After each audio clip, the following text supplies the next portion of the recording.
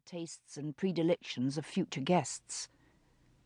They would hardly come wandering through to sample a sauce or talk about the turn of the meat.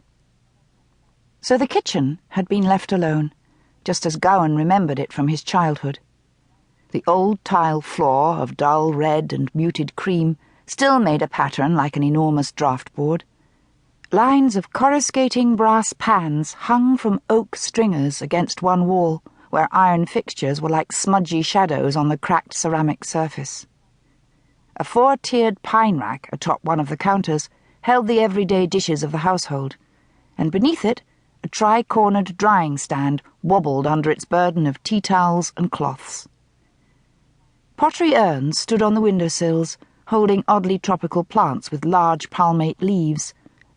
Plants that by rights should have withered under the icy adversities of a Scottish winter, but nonetheless thrived in the room's warmth. It was, however, far from warm now. When Gowan entered, it was nearly 7, and the frigid morning air had not yet been cut by the huge stove heating against one wall. A large kettle steamed on one of the burners.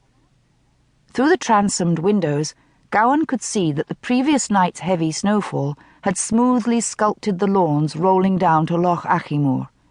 At another time, he might have admired the sight, but right now, righteous indignation prevented him from seeing anything but the fair-skinned sylph who stood at the work table in the centre of the kitchen, covering trays with linen. "Explain this to me, Mary Agnes Campbell." Gowan's face flushed nearly to the colour of his hair, and his freckles darkened perceptibly. He held out a discarded piece of stationery, his broad, calloused thumb covering the Westerbray estate crest upon it. Mary Agnes directed guileless blue eyes towards the paper and gave it a cursory glance. Unembarrassed, she went into the china room and began pulling teapots, cups, and saucers from the shelves. It was every bit as if someone other than herself had written Mrs. Jeremy Irons, Mary Agnes Irons, Mary Irons, Mary and Jeremy Irons, Mary and Jeremy Irons and family, in an unpractised script up and down the page. "Wha aboot?" she replied, tossing back her mass of ebony hair. The movement, designed to be coy, caused the white cap perched rakishly over her curls to fall askew over one eye. She looked like a charming pirate. Which was part of the problem. Gowan's blood had never burned for a single female in his entire life as it burned for Mary Agnes Campbell.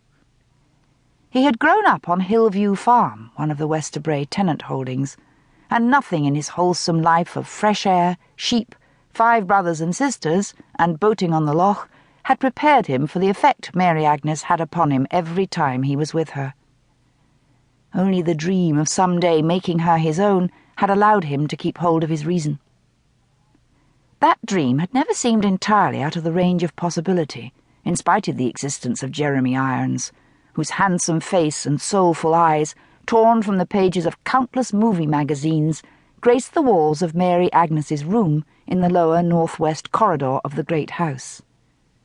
After all, girlish adulation of the unreachable was typical, wasn't it? Or so Mrs. Gerrard had tried to tell Gowan when he daily unburdened his heavy heart to her, as she supervised his advancing skill at pouring wine without sloshing most of it onto the tablecloth. That was all fine and good, so long as the unreachable remained unreachable.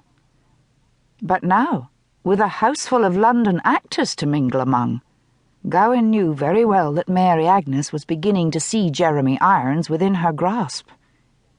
Surely one of these people was acquainted with him, would introduce her to him, would let nature take its course from there. This belief was attested to by the paper Gowan held in his hand, a clear indication of what Mary Agnes felt the future had in store for her. "Wha aboot?" he repeated incredulously. "You left this lying in the library, that's what aboot." Mary Agnes plucked it from his hand and shoved it into her apron pocket. "You're kind to return it, laddie," she replied. Her placidity was infuriating. "You gie me no explanation." "'Tis practice, Gowan."